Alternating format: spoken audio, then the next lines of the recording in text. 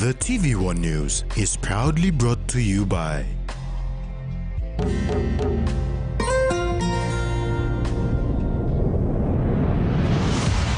BSP, our bank, our people.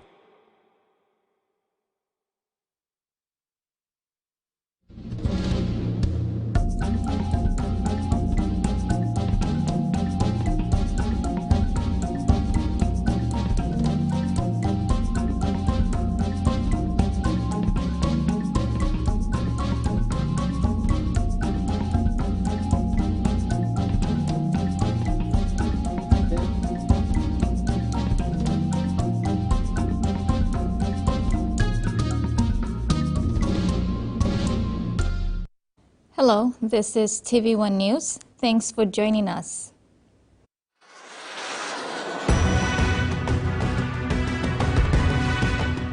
In this edition, final report to be presented in March. Yama challenges justice sectors and SME funds allocated. The Commission of Inquiry into the Union Bank of Switzerland loan has revealed that the final report will be completed and presented in March. Commissioner Se Salamo Injia told Prime Minister James Marape that the report will be presented in public since the proceedings of the inquiry were conducted publicly. Report of the inquiry into the controversial Union Bank of Switzerland loan will be presented next month. COI Commissioner Sir Salamo Injia revealed this at the APEC House recently. Prime Minister James Marape is expected to receive the report. Meanwhile, Prime Minister Marape said he looks forward to the conclusion of the Commission of Inquiry. The COI, which began in 2019 by Marape, is establishing facts surrounding the whole transaction, including persons and entities involved and whether or not the deal followed proper legal process and procedures. It has taken 2 years probing into the UBS loan obtained by the previous government headed by Peter O'Neill to buy shares in Oil Search.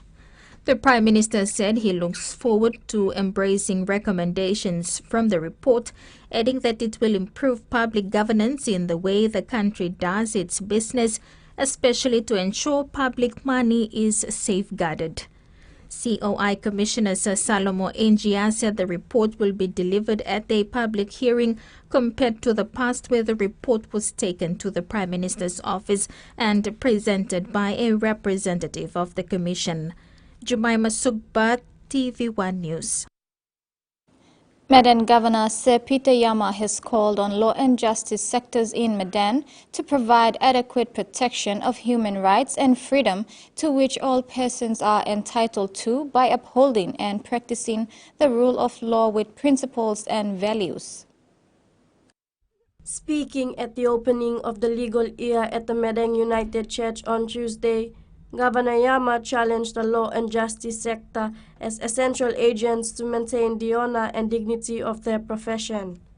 He says the police and military force cannot provide peace and harmony in a society but only through an independent, honest and fair justice system.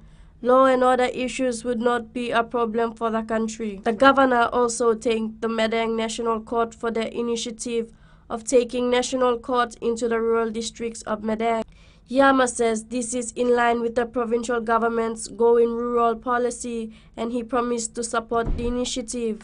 Governor Yama, in boosting the work of judicial services, pledged to build 2 new houses for the residential judges in Medan. He also presented a 50,000 kina check to the Medan United Church. Rita Jeffrey, TV1 News. Potholes in Medan town have worsened and the wet weather is no help at all. One vehicle owner who asked to remain anonymous said leaders who were ordered by the National Court judge to work on the roads have not done any physical work for the streets within the town. He said potholes that were once small are now turning into swimming pools. The driver said his vehicle goes into service every month because of the bad road condition. The resident said the only road that is under construction is the Modilon Road. Others that were mentioned in court include feeder roads in the town vicinity and the Beyond Road. Beyond Jail Commander Andrew Police is equally concerned for the Beyond Road because it is a constant risk for them when they are transporting high-risk prisoners to and from the courthouse. Medan's National Court Judge, Justice David Kennings, has told the respondents that he will be flexible with the case and would like that all responsible agencies work together to get the job done. The Divine Word University main campus in Medan officiated the opening of a male dormitory on Thursday. The dormitory was built at a cost of 3 million kina, funded by the government's public investment program. DWU President Professor Father Philip Gibbs said the building was completed on time for the beginning of the 2022 academic year. Divine Word University has come a long way from its humble beginnings when Catholic High School was opened in 1968, Divine Word Institute in 1979, and Divine Word University in 1996. Male and female dormitories for the former institute were inherited from the high school. Later, the SVD brothers built more permanent dormitories, and some of those structures are still being used in the male and female dorms today. On Thursday, the university was proud to open a 73-bed dormitory for the male students, funded under the government's public investment program. Divine Word President Professor Father Philip Gibbs said construction began in 2021 with the aim to complete the construction before the 2022 academic year begins. He thanked the Department of Higher Education, Science and Technology under the government's public investment program for the funding of 3 million kina. Father Gibbs said for this year, the school is expecting over 1,900 students. Currently, Divine Word University has a total of 774 male students and 890 female students, which means the university is still short of 269 places for residential students. Father Gibbs said he hopes the government can help with more funding and that the school can identify other sources of funding to provide more adequate dormitory space for students this year and into the future. Jumaima Sukbat, TV1 News. TV1 News continues after the break. Stay with us.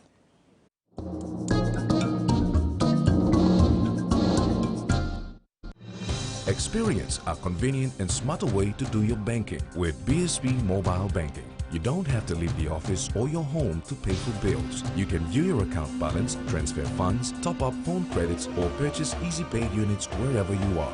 Visit your BSB branch today to register now for BSB Mobile Banking.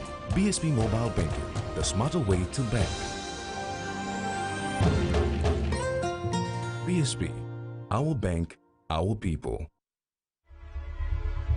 If you have any ongoing medical conditions, should you get vaccinated against COVID-19?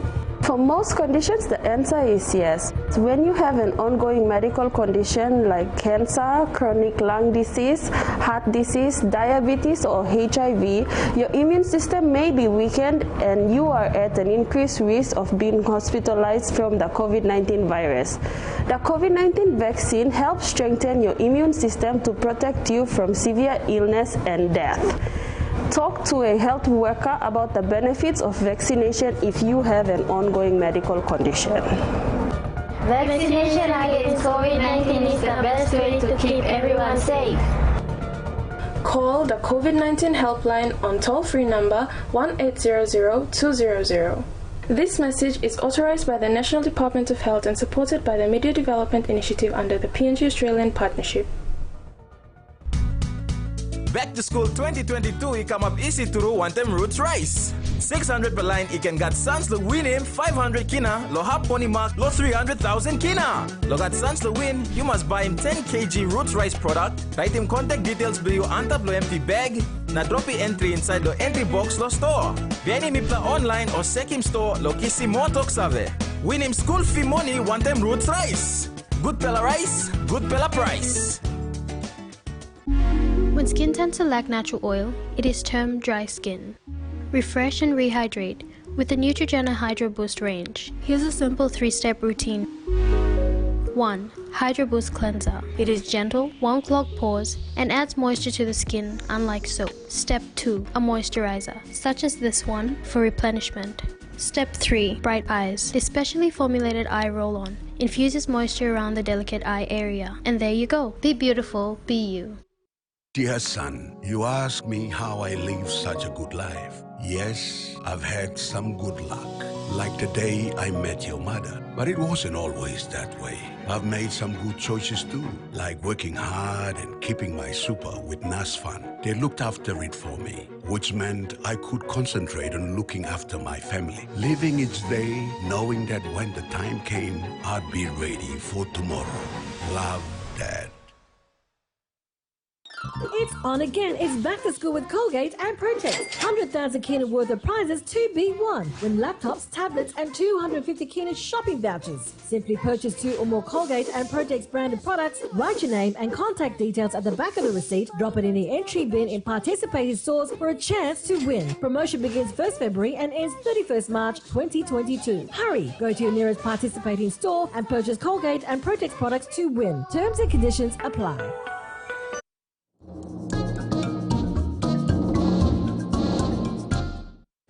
Welcome back. The government of Papua New Guinea has allocated to BSP Financial Group the sum of 100 million kina for small and medium enterprises.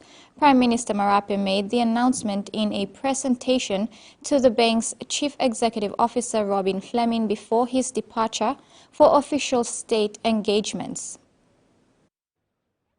The government of Papua New Guinea has allocated 100 million kina to the BSP SME Credit Enhancement Scheme support. Prime Minister Marape and Minister for Commerce and Industry, William Sam, made the presentation to BSP Financial Group CEO, Robin Fleming. Our partnership with bank and BSP has worked wonders, and we commit for 100 million every year for 10 years.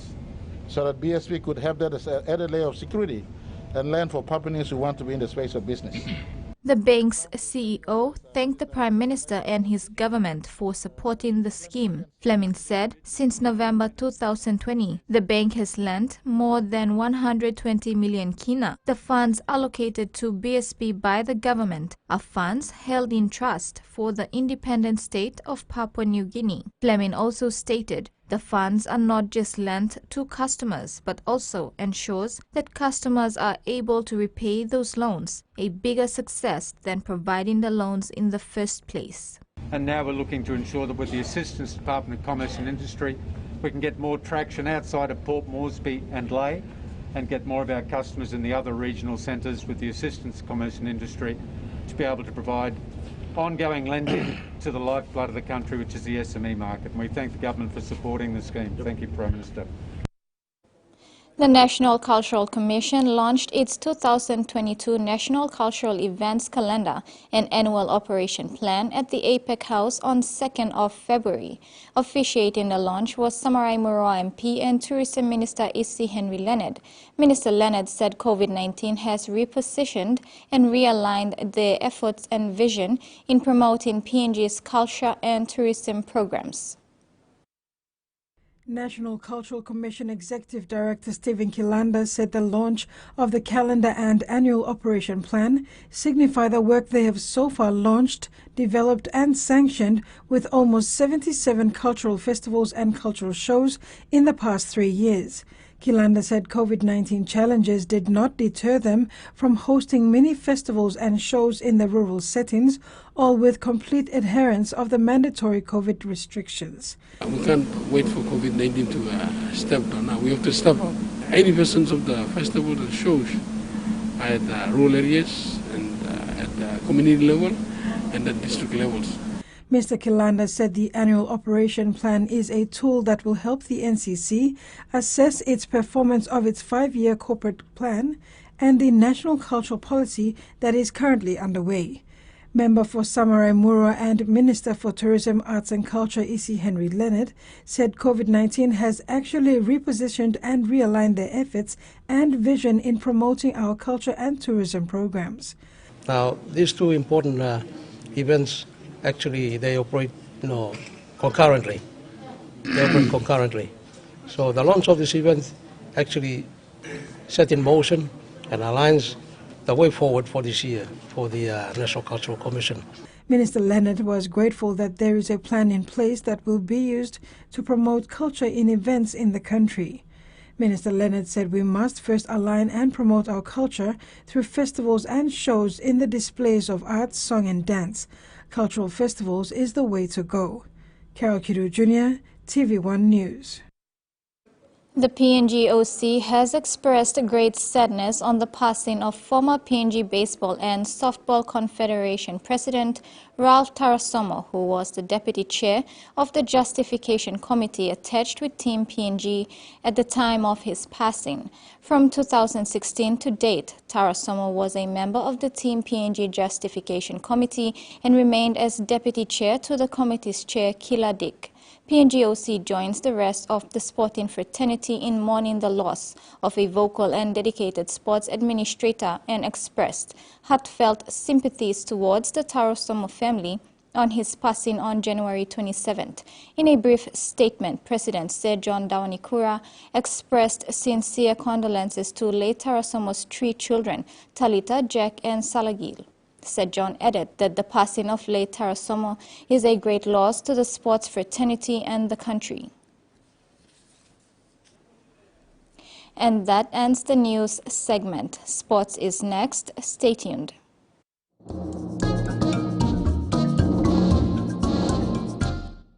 At BSP, we continue to offer our valued customers smart banking solutions. We're proud to introduce our new range of Visa chip cards, now providing our customers convenient options to shop with touch and go and enhanced security features. For any purchase up to 50 kina, you can simply touch and go. And for other amounts, simply insert your card and enter your PIN. Enjoy the convenience and safety of a BSP chip card, available at your local BSP branch. BSP, our bank, our people. Quick favorite meal for the day does feel good. Snacks noodles is my choice for a simple meal. It is easy to prepare and fast to cook. And with a touch of flavor and ingredients, quality noodles that can be cooked and enjoyed in many different ways. You see, my whole family loves it. It's made here in PNG and comes in different pack sizes. Snacks noodles, tastier by you like you more. Open it.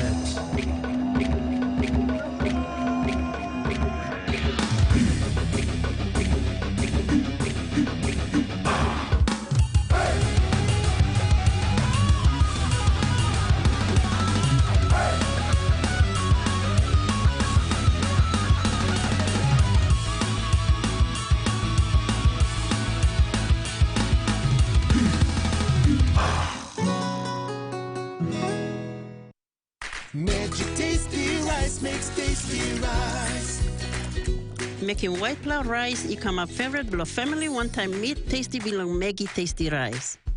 Put him 2 pela cup rice long pot, add him water, na 1 pela packet Maggie tasty rice. Mix him good na boil him rice.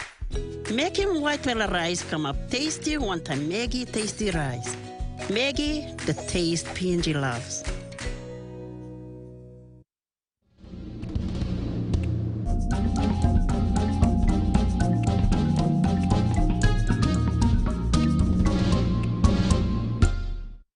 Welcome back. Morobe Rugby Union will stage its pre-season Sevens finals this weekend at the Lay Scrum Oval. The Sevens competition, which ran for 3 weeks, will conclude with the top 6 teams playing for the Cup, Plate and Bowl, including major cash prizes. The finalists are City Lights, Defence, Jokers, Pirates, Cabrets and Termites. President of Lay Rugby Union, Lionel Kamiak, said after the finals this weekend, teams will prepare for the major Trans Highway Sevens tournament, the John Rosso Cup, due end of this month. The Morobe Hammerheads Sevens train-on squad will also be finalized this weekend for the upcoming PNG National Sevens tournament at Port Moresby's Sir Hubert Murray Stadium. It is scheduled for March 2022. PNG Rugby Union has established a high-performance unit to enhance its development training programs and to improve the performance of players both at the national and international levels.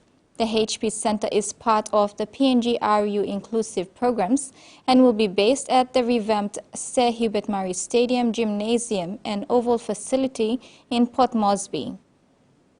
The establishment of the PNG RFU High Performance Center is critical and important to raising the standard and performance of our athletes to be able to compete at a high level nationally and internationally. PNG RFU CEO Salosi Ndruma said in the past PNG RFU has never had a high performance program, but now they can roll out their programs using the new gymnasium and oval facility at the Sir Hubert Murray Stadium.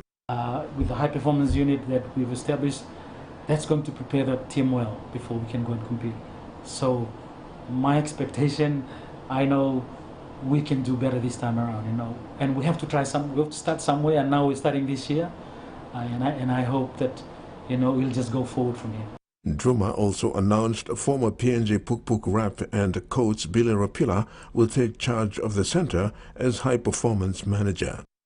Billy's been in the sport for a long time, different capacity, coach, administrator. He worked as a manager as well for Rugby PNG.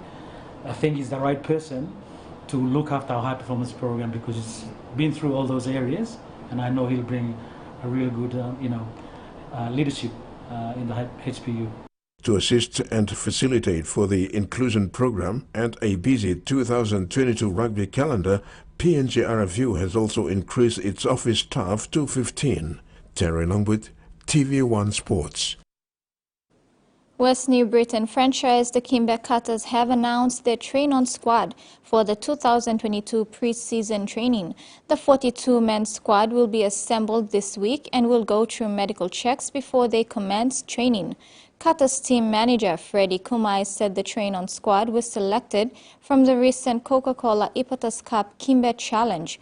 Kumai said a final squad will be selected and trimmed to 26 after the training and trials game in March. Bulk of the Cutters 2021 squad have been retained. And that ends the news tonight. Remember to apply the following simple measures to prevent transmission of the coronavirus. Regularly wash your hands with soap and water. Cough or sneeze into your elbow. And exercise social distancing. If you are feeling sick, please stay at home. You can also call the COVID-19 hotline number for more information or assistance. Pleasant viewing. Bye for now.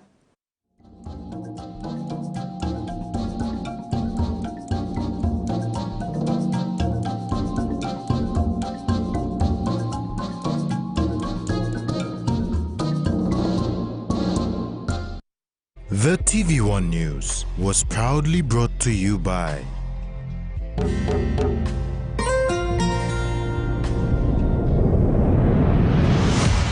BSP, our bank, our people.